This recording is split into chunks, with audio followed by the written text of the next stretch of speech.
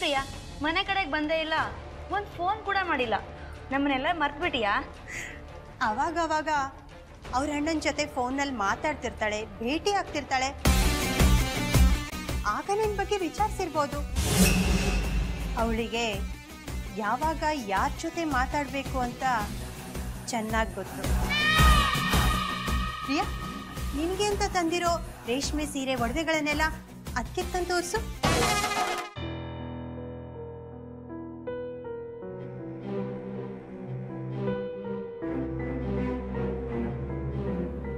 ಕವಿತಾ, ಇದೆಲ್ಲ ಪ್ರಿಯಾಗ್ ತಂದಿರೋ ಒಡವೆ ಸೀರೆಗಳು. ಹೇಗಿದೆ? ತುಂಬಾ ಚೆನ್ನಾಗಿದೆ ಅದ್ಗೆ. ಇದನ್ನೆಲ್ಲ ನಿನ್ನ ರೂಮಲ್ಲೇ ಇಟ್ಕೊಂಡಿರೋ. ನಾಳೆ ಪ್ರಿಯಾನ ನೀನೇ ರೆಡಿ ಮಾಡು. ಸರಿ ಅದ್ಗೆ. ಕೊಡು ಪ್ರಿಯಾ.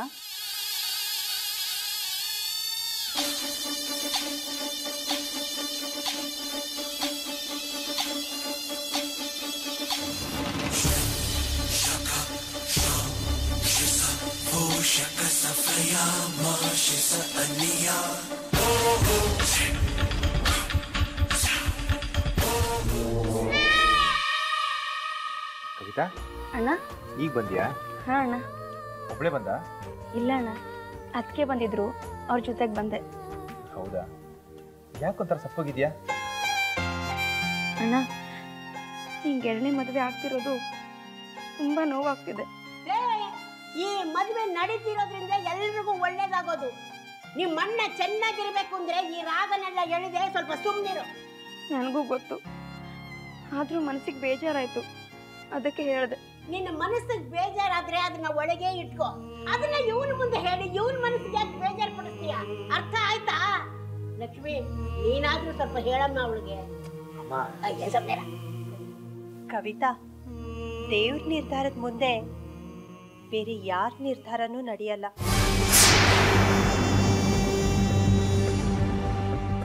ಮದ್ವೆ ಮನೆ ಅಂದ್ರೆ ಹೇಗಿರ್ಬೇಕು?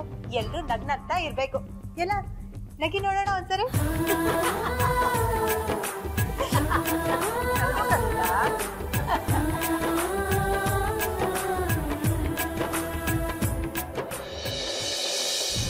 ಕಟ್ಟನ್ ಕರ್ಸ್ಕೊಂಡು ಏನ್ ಮಾತಾಡಿರ್ಬೋದು? ಅವ್ರ ಕಡೆಯಿಂದ ಏನಾದ್ರೂ ವಿಚಾರ ಬಾಯಿ ಬಿಡಿಸಿ ಇಲ್ಲಿ ಬಂದು ಸುಮ್ಮನೆ ಡ್ರಾಮಾ ಮಾಡ್ತಿದ್ದಾಳ. ಇವ್ಳು ಏನ್ ಮಾಡೋದಕ್ಕೆ ಹೊಟ್ಟಿದ್ದಾಳೆ?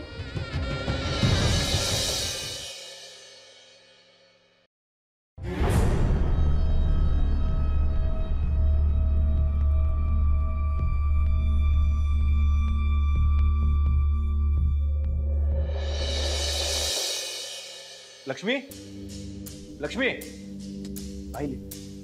ಏನ್ರಿ? ಪ್ರಿಯನ್ ಮುಖ ನೋಡ್ದ?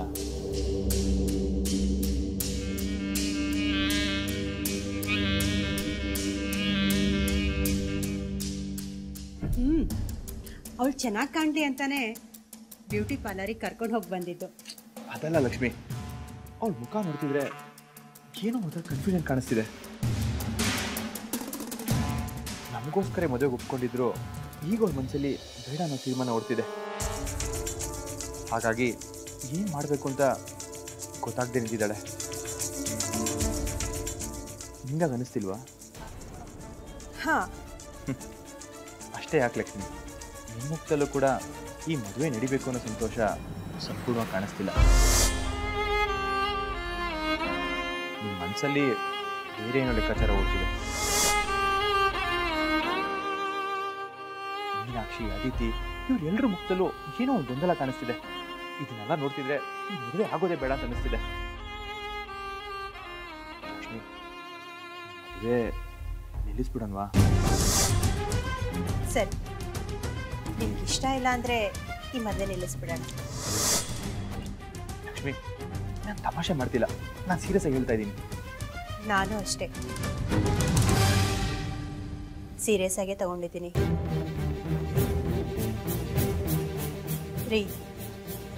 ನಾನೇನು ಯೋಚನೆ ಮಾಡ್ತಾ ಇದ್ದೀನಿ, ಅದಿತಿ ಮೀನಾಕ್ಷಿ ಮನಸ್ಸಲ್ಲಿ ಏನಿದೆ, ಪ್ರಿಯಾ ಏನು ಲೆಕ್ಕಾಚಾರ ಹಾಕ್ತಾ ಇದ್ದಾಳೆ, ಯಾರಿಗಿಷ್ಟ ಇದೆ ಯಾರಿಗಿಷ್ಟ ಇಲ್ಲ, ಇದೆಲ್ಲ ಮುಖ್ಯ.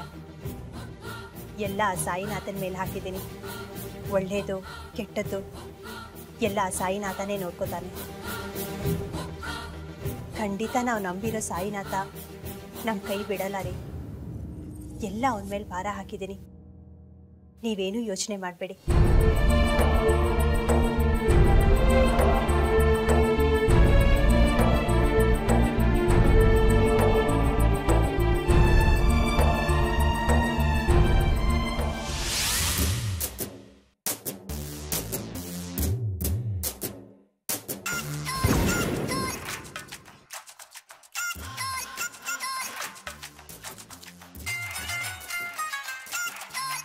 ಏಯ್, ಲೌಡ್ ಸ್ಪೀಕರ್ ಆನ್ ಮಾಡಿ ಮಾತಾಡೋ. ಏನಾದರೂ ಬಾಲ ಬಿಚ್ಚಿದ್ರೆ ಕುಯ್ದು ಬಿಡ್ತೀನಿ. ಆಯ್ತು ಮಾತಾಡ.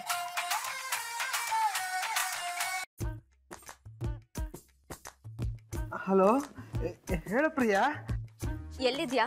ಅದು ಲಕ್ಷ್ಮಿ ಮದುವೆ ಕೆಲಸ ಹೇಳಿದ್ಲು, ಅದ್ರ ಮೇಲೆ ಹೊರಗಡೆ ಬಂದಿದ್ದೀನಿ. ಮುಗಿಸ್ಕೊಂಡು ಬಂದ್ಬಿಡ್ತೀನಮ್ಮ. ದೇವ್ರ ಕೊಟ್ಟು ತಂಗಿ ಅಂತ ಹೇಳ್ತೀಯಾ? ಮದ್ವೆಲಿ ಮುಂದೆ ನಿಂತ್ಕೊಂಡು ಎಲ್ಲಾ ಕೆಲಸ ನೀನೇ ನೋಡ್ಕೋಬೇಕು ಅನ್ನೋ ಜ್ಞಾನ ಇಲ್ವಾ? ಜ್ಞಾನ ಪ್ರಜ್ಞೆ ಎರಡೂ ಇದೆ, ಅದಕ್ಕೆ ತಾನೇ ಇಲ್ಲಿ ಓಡಾಡ್ತಿರೋದು. ಎಲ್ಲಿ ಓಡಾಡ್ತಿದ್ಯಾ? ನೀನೇನ್ ಹೇಳ್ತಿದ್ಯೋ ನನ್ಗೊಂದು ಅರ್ಥ ಆಗ್ತಿಲ್ಲ. ನಿನಗೆ ಗೊತ್ತಾಗುತ್ತೆ ಬಿಡು. ನಾಳೆ ನಡೆಯೋ ಮದುವೆಗೆ ಬೆಸ್ಟ್ ಆಫ್ ಲಕ್ ಪ್ರಿಯಾ. ನಿನ್ ಬೆಸ್ಟ್ ಆಫ್ ಲಕ್ನ ನೀನೇ ಇಟ್ಕೋ. ಮೊದ್ಲು ಆ ಲಕ್ಷ್ಮಿ ನಿನ್ನ ಯಾಕೆ ಕರೆಸ್ಕೊಂಡ್ಲು ಅನ್ನೋದನ್ನ ಹೇಳು. ಅದೇ ಬಟ್ಟೆ ತಗೊಳಕ್ಕೆ ಬರಕ್ ಹೇಳಿದ್ಲು.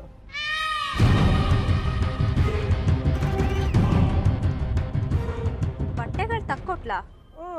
ತಕ್ಕೊಟ್ಲು. 2 ಪ್ಯಾಂಟು 2 ಶರ್ಟು. ನನಗೆ ತಗೊಳಕ್ಕೆ ತುಂಬಾ ಸಂಕೋಚ ಆಗ್ತಾ ಇತ್ತು. ನಾನು ಎಷ್ಟೇ ಬೇಡ ಬೇಡ ಅಂದ್ರು ಚೆನ್ನಾಗಿ ಕೊಟ್ಲು. ಅವಳು ಕೊಡ್ಸಿರೋ 2 ಪ್ಯಾಂಟು 2 ಶರ್ಟಿಂದ ನಾನು ತುಂಬ ಸಂತೋಷವಾಗಿದ್ದೀನಿ. ನನಗೆ ತಡ್ಕೊಳಕ್ಕೆ ಆಗ್ತಾ ಇಲ್ಲ. ನಾನು ಆಮೇಲೆ ಫೋನ್ ಮಾಡ್ತೀನಿ ಪ್ರಿಯಾ. ಅಣ್ಣ ಅಣ್ಣ, ಒಂದ್ ನಿಮಿಷ, ಫೋನ್ ಇಟ್ಬೇಡ. ನಿನ್ ಮಾತು ಕೇಳ್ತಿದ್ರೆ ನೀನೇನೋ ಮುಚ್ಚಿಡ್ತಾ ಇದೀಯ ಅಂತ ಅನ್ನಿಸ್ತಿದೆ. ಲಕ್ಷ್ಮಿ ನನ್ನ ಹಾಸ್ಪಿಟಲ್ಗೆ ತಾನೇ ಕರೆಸ್ಕೊಂಡಿದ್ಲು. ಅಲ್ಲಿಗೆ ಯಾಕೆ ಕರೆಸ್ಕೊಂಡ್ಲು? ಅಲ್ಲಿ ಏನಾಯ್ತು ಅನ್ನೋದನ್ನ ನಿಜ ಹೇಳು. ಹಾಗೇನೂ ಇಲ್ಲ. ಹಾಸ್ಪಿಟ್ಲ್ ಪಕ್ಕದಲ್ಲೇ ಬಟ್ಟೆ ಅಂಗಡಿ ಇತ್ತು, ನನಗೆ ಅನುಕೂಲ ಆಗಲಿ ಅಂತ ಅಡ್ರೆಸ್ ಹೇಳಿದ್ಲು ಅಷ್ಟೇ. ಅಷ್ಟೇಪ್ಪ, ಇನ್ನೇನು ಇಲ್ಲ.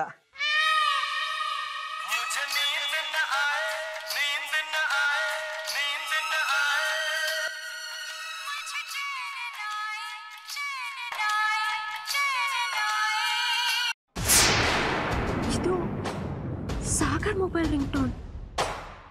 ಅಣ್ಣ, ಏನ್ ಸೌಂಡ್ ಅದು? ಅದು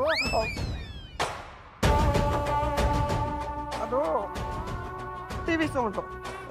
ನೀನು ಯಾಕಮ್ಮ ಡಿಸ್ಟರ್ಬ್ ಆಗ್ತಾ ಇದ್ಯಾ? ಇಲ್ಲ, ಏನೂ ತೊಂದರೆ ಇಲ್ಲ, ನೀನ್ ಮಾತಾಡು. ಆಯ್ತು, ಮಾತಾಡ್ತೀನಿ. ಮಾತಾಡು. ಮತ್ತೆ ನೀನ್ ದೇವ್ರ ಕೊಟ್ಟು ತಂಗಿ ಮದ್ವೆಗೆ ಏನ್ ಗಿಫ್ಟ್ ಕೊಡ್ತೀಯಾ?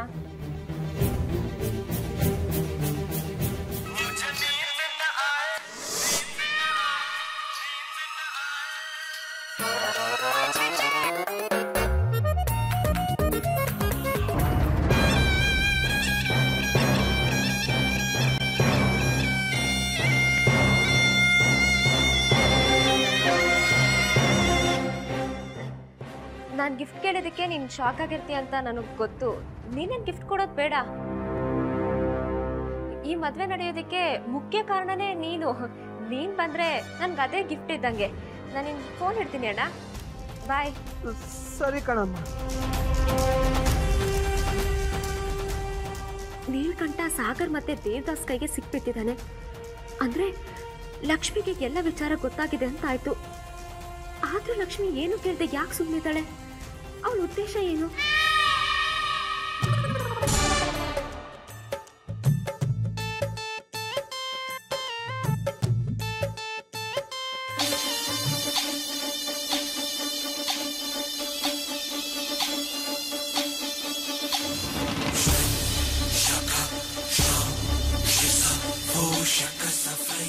ಅಕ್ಕ, ನಿಮ್ಮ ಹತ್ರ ಒಂದು ಮುಖ್ಯವಾದ ವಿಷಯ ಮಾತಾಡಬೇಕಿತ್ತು. ನಾನು ನಿನ್ನ ಹತ್ರ ಮಾತಾಡಬೇಕು. ಟೆರೆಸಿಗೆ ಬನ್ನಿ.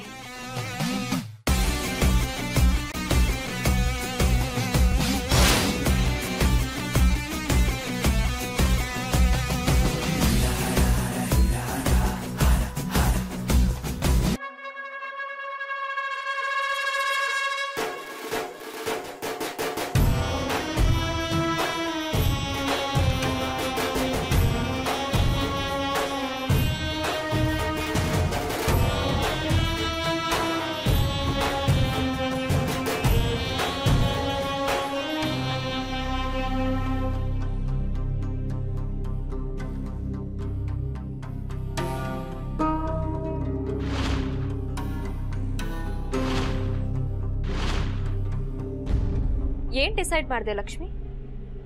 ನಾನು ಮಾಡೋದೆಲ್ಲ ಮಾಡಾಗಿದೆ. ಇನ್ನೇನಿದ್ರು ಡಿಸೈಡ್ ಮಾಡಬೇಕಾಗಿರೋದು ನೀನು ಪ್ರಿಯಾ. ಅಂದ್ರೆ ಈ ಮದ್ವೆ ನಡೆಯೋದಿಲ್ಲ? ಯಾಕೆ ಹೀಗೆ ಹೇಳ್ತಿದ್ಯಾ? ಇಷ್ಟೆಲ್ಲ ಮಾಡಿರೋದು ಈ ಮದ್ವೆಗೋಸ್ಕರ ತಾನೇ. ಈಗ ಕೊನೆ ಕ್ಷಣದಲ್ಲಿ ನಡೆಯಲ್ಲ ಅಂತ ಯಾಕೆ ಹೇಳ್ತಿದ್ಯಾ? ನಿನಗೆಲ್ಲ ವಿಷಯ ಗೊತ್ತಾಯ್ತು ಅನ್ನೋದು ನನಗೆ ಗೊತ್ತು ಲಕ್ಷ್ಮಿ.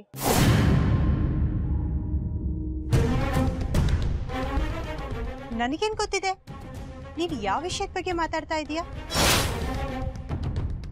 ದಿನಗಳನ್ನ ಕೌಂಟ್ ಮಾಡ್ಕೊಂಡು ಗೋರಿ ಕಟ್ಟಿಸ್ಕೊಳಕ್ ಹೊರಟಿರೋ ನೀನೇ ಇಷ್ಟೆಲ್ಲ ಪ್ಲಾನ್ ಮಾಡಿರ್ಬೇಕಾದ್ರೆ ಅರಮನೆ ಕಟ್ಬೇಕು ಅನ್ಕೊಂಡಿದ್ದವಳು ಇನ್ನು 16 ವರ್ಷ ಅಲ್ಲ 50-60 ವರ್ಷ ಬದುಕ್ಬೇಕು ಅಂತ ಆಸೆ ಇಟ್ಕೊಂಡಿರೋಳು ಇನ್ನೆಷ್ಟೆಲ್ಲ ಪ್ಲಾನ್ ಮಾಡಿರ್ತಾಳೆ ಅನ್ನೋದು ನಿನಗ್ ಗೊತ್ತಿರಲ್ವಾ ಲಕ್ಷ್ಮಿ?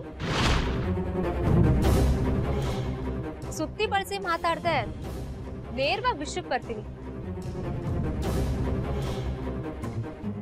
ನೀ ನನ್ನನ್ನ ದೇವಸ್ಥಾನಕ್ಕೆ ಕರ್ಕೊಂಡೋಗಿ ನಿನಗೆ ವಿಷಯ ಗೊತ್ತಾಗಿದೆ ಅನ್ನೋದನ್ನ ಇಂಡೈರೆಕ್ಟ್ ಆಗಿ ಹೇಳ್ದೆ ಅಲ್ಲ? ಬಟ್ಟೆ ಕೊಡ್ಸೋ ನೆಪದಲ್ಲಿ ಅಣ್ಣನ್ನ ಕ್ಯಾನ್ಸರ್ ಆಸ್ಪತ್ರೆಗೆ ಕರೆಸ್ಕೊಂಡೆ, ಕರೆಕ್ಟಾ?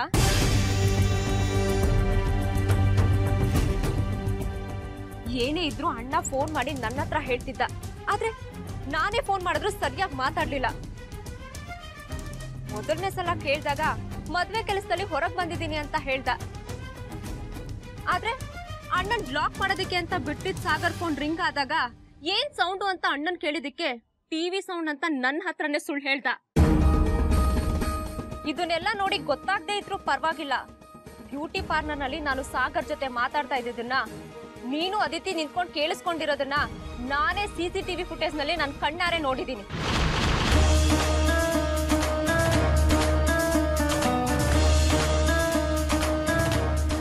ಅದೇ ಕಾರಣ ಇಟ್ಕೊಂಡು ಒಡವೆ ಸೀರೆಗಳನ್ನ ಸೇಫ್ ಮಾಡ್ಕೋಬೇಕು ಅನ್ನೋ ಉದ್ದೇಶದಿಂದ ಇಂಡೈರೆಕ್ಟ್ ಆಗಿ ಇದನ್ನೆಲ್ಲ ಕವಿತಾ ಕೊಡಿಸ್ದೆ ಅಲ್ವಾ? ನನ್ ಬೆನ್ನಿಂದ ಏನೇ ಆದ್ರೂ ತಿಳ್ಕೊಳ್ಳೋ ನಾನು ನನ್ ಕಣ್ಣು ಮುಂದೆ ಏನ್ ನಡೀತಾ ಇದೆ ಅನ್ನೋದನ್ನ ಅರ್ಥ ಮಾಡ್ಕೊಳ್ದೆ ಇರ್ತೀನ? ನನ್ನನ್ನೇನ್ ಅಷ್ಟು ದಡ್ಡಿ ಅನ್ಕೊಂಡ್ಯಾ ಲಕ್ಷ್ಮಿ? ಅಯ್ಯಯ್ಯೋ, ನೀನು ದೇಶ ಆಳೋ ಬುದ್ಧಿವಂತೆ ಅಂತ ಚೆನ್ನಾಗಿ ಗೊತ್ತಿದೆ. ಹಾಗಿರುವಾಗ ನಿನ್ನ ದಡ್ಡಿ ಅಂತ ತಿಳ್ಕೊಳಕ್ಕಾಗತ್ತಾ? ಆದ್ರೆ ಇರೋ ಬುದ್ಧಿವಂತಿಕೆನ ಒಳ್ಳೇದಕ್ಕೆ ಬಳಸ್ಕೊಳ್ಳೋ ಬದಲು ಕೆಟ್ಟ ಕೆಲ್ಸಕ್ಕೆ ಉಪಯೋಗಿಸ್ಕೊತಾ ಇದೆಯಲ್ಲ, ಈ ನಿನ್ ಕ್ರಿಮಿನಲ್ ಬುದ್ಧಿಗೆ ಏನ್ ಹೇಳ್ಬೇಕು ಅಂತ ಗೊತ್ತಾಗ್ತಾ ಇಲ್ಲ. ಅಂದ್ರೆ ನನ್ ಬುದ್ಧಿವಂತಿಕೆ ಬಗ್ಗೆ ಚೆನ್ನಾಗಿ ತಿಳ್ಕೊಂಡಿದೀಯಾ ಅಂತಾಯ್ತು.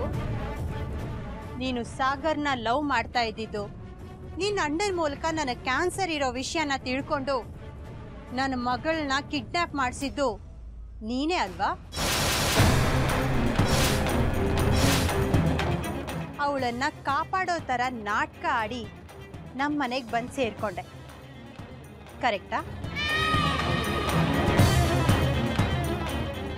ಆದ್ರೆ ನಾನು ನಿನ್ನ ನಾಟಕಗಳನ್ನೆಲ್ಲ ನಂಬಿ ನೀನು ನನ್ನ ಸ್ಥಾನನ ತುಂಬಿ ನನ್ನ ಸಂಸಾರನ ಕಾಪಾಡೋಕ್ ಬಂದಿರೋ ದೇವತೆ ಅಂತ ತಿಳ್ಕೊಂಡೆ.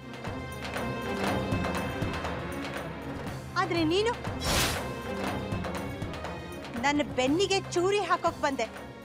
ಶಬಾಷ್, ಈ ನಿನ್ ಧೈರ್ಯನ ಮೆಚ್ಚಲೇಬೇಕು. ಸ್ಟಾಪ್ ಸ್ಟಾಪ್ ಸ್ಟಾಪ್, ಎಲ್ಲ ನೀನೇ ಹೇಳಿ ಸುಸ್ತು ಮಾಡ್ಕೋಬೇಡ ಲಕ್ಷ್ಮಿ. ಮಿಕ್ಕಿರೋದನ್ನ ನಾನೇ ಹೇಳ್ತೀನಿ. ನೀನ್ ಸೂಪರ್. ನಾನ್ ನಿನ್ನ ಹಳ್ಳಿ ಗುಬ್ಬು, ನಿನ್ಗೇನು ಗೊತ್ತಾಗಲ್ಲ ಅಂತ ಅನ್ಕೊಂಡಿದ್ದೆ. ಆದ್ರೆ ನೀನು ಒಂದ್ ಲೆವೆಲ್ಗೆ ರೀಚ್ ಮಾಡ್ಬಿಟ್ಟೆ. You are genius Lakshmi. Okay, ಆಗಿರೋದನ್ನ ನೀನ್ ಹೇಳಿದೀಯಾ, ಮುಂದೆ ಏನಾಗುತ್ತೆ ಅನ್ನೋದನ್ನ ನಾನ್ ಹೇಳ್ತೀನಿ, ಕೇಳಿಸ್ಕೊ. ನನ್ ಕ್ಯಾರೆಕ್ಟರ್ ಏನು, ನನ್ನ ಉದ್ದೇಶ ಏನು ಅನ್ನೋದನ್ನ ನಿಮ್ ಮನೆಯವ್ರಿಗೆ ಹೇಳಿ ನೀನ್ ಈ ಮದ್ವೆನ ನಿಲ್ಲಿಸ್ತೀಯ ಅಲ್ವಾ? 100 ಅಲ್ಲ, 200% ಕರೆಕ್ಟ್. ಹಾಗೇನಾದ್ರೂ ಮಾಡಿದ್ರೆ ನಿಮ್ಮತ್ತೆ ನಿನ್ ಕಣ್ಮುಂದೆನೆ ಎದೆ ಹೊಡ್ಕೊಂಡು ಸಾಯ್ತಾಳೆ. ಇನ್ನು ನಿನ್ ಗಂಡ ಮುಂದೆ 2ನೇ ಮದ್ವೆ ಆಗೋದಿಕ್ಕೆ ಒಪ್ಪಲ್ಲ. ಒಪ್ಪಿದ್ರು ಅದಾಗಲ್ಲ, ಯಾಕಂದ್ರೆ ಅವನು ಜೈಲ್ನಲ್ಲಿರ್ತಾನೆ.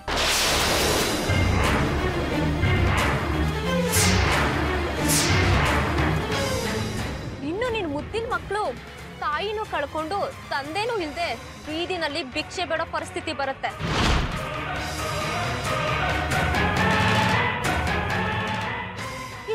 ಹೇಗಾಗುತ್ತೆ ಅಂತ ಯೋಚನೆ ಮಾಡ್ತಿದೀಯಾ? ಇದೆಲ್ಲ ತಾನಾಗೆ ಆಗಲ್ಲ, ನಾನು ಮಾಡಿಸ್ತೀನಿ. ಇನ್ನು ನೀನು ನನ್ನ ಮದುವೆನ ನಿಲ್ಸೋದಕ್ಕೋಸ್ಕರ ನಾನು ಮಾಡಿದ್ದನ್ನೆಲ್ಲ ಹೇಳ್ತೀಯ. ನಾನು ಹೇಳಿದ್ದನ್ನೆಲ್ಲ ಮಾಡ್ಸೋದಕ್ಕೋಸ್ಕರ ಒಂದು ಸತ್ಯ, ಒಂದು ಚಿಕ್ಕ ಸುಳ್ಳು ಹೇಳ್ತೀನಿ ಅಷ್ಟೇ.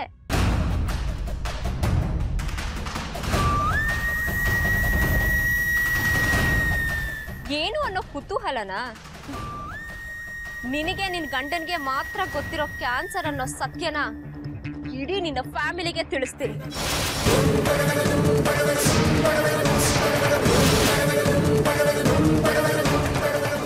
ರಾಘವ್ ನನ್ನ ಜೊತೆ ತಪ್ಪಾಗಿ ನಡ್ಕೊಂಡ. ಲಕ್ಷ್ಮಿ ತನ್ನ ಸಂಸಾರದ ಗುಟ್ಟನ್ನ ಬಿಟ್ಕೊಡ್ಬಾರ್ದು ಅನ್ನೋ ಕಾರಣಕ್ಕೆ ನನಗೆ ರಾಘವ್ ಜೊತೆ ಮದ್ವೆ ಮಾಡಕ್ ಹೊರಟಿದ್ಲು ಅಂತ ಮೀಡಿಯಾ ಮುಂದೆ ಹೇಳ್ತೀನಿ.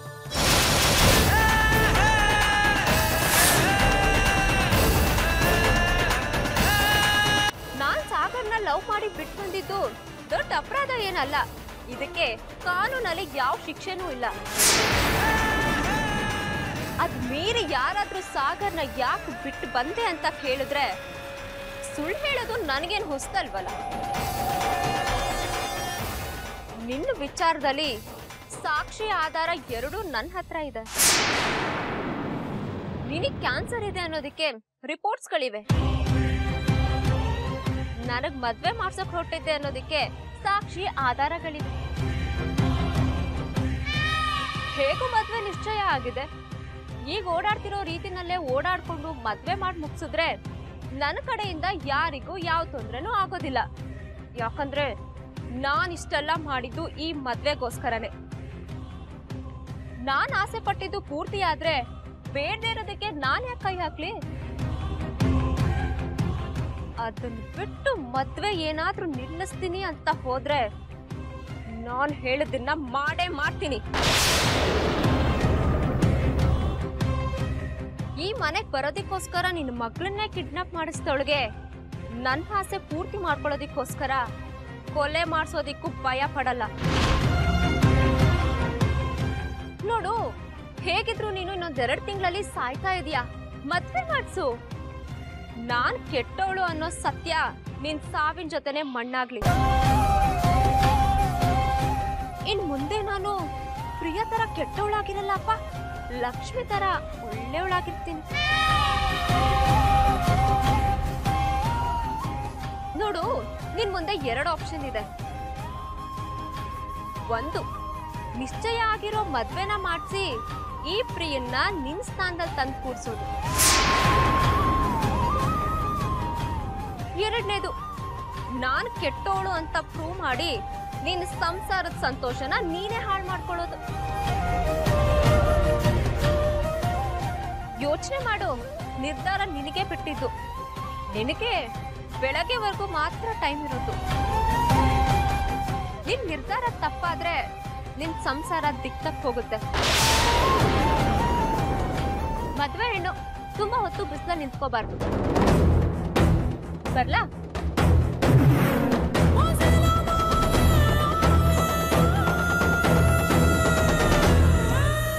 ಲಕ್ಷ್ಮಿ, ನಿನಗೆ ಕ್ಯಾನ್ಸರ್ ಇರೋ ವಿಷಯ ನಿನ್ ಗಂಡನ್ ಬಿಟ್ರೆ ಬೇರೆ ಯಾರಿಗೂ ಗೊತ್ತಿಲ್ಲ. ಆದ್ರೆ ನೀನೇ ಎಲ್ರಿಗೂ ಹೇಳೋ ತರ ಕಾಣಿಸ್ತಿದೆ. ಟೆನ್ಷನ್ಗೆ ನಿನ್ ಮೂಗಲ್ಲಿ ರಕ್ತ ಬರ್ತಿದೆ. ಒರೆಸ್ಕೋ.